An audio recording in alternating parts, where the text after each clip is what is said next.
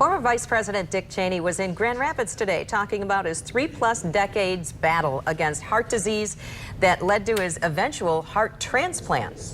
But that wasn't all that was on his mind when political reporter Rick Albin asked him about the nation's current state of affairs. Rick's here with what Cheney had to say. Well, he's never very bashful, hasn't been, still isn't. When a former vice president, defense secretary, congressman, presidential chief of staff is available for question, as interesting as his health history is, you can't let the moment go without asking about U.S. relations around the globe that he spent decades involved with. And you will not be surprised by his response.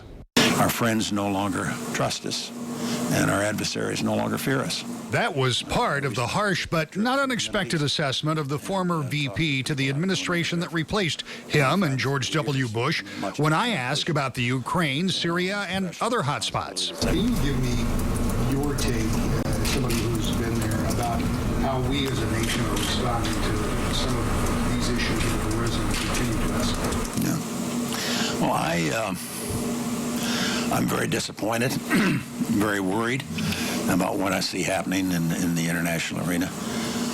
It's pretty clear that what's occurred is a significant diminution of the ability of the United States to influence events in some key parts of the world. Cheney said on a recent trip to the Middle East he found concerns from a region for which he and President Bush were loudly criticized for some of their policies.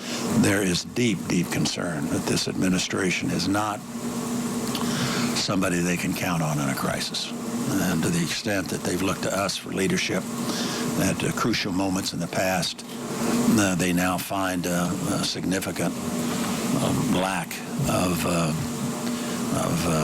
commitments.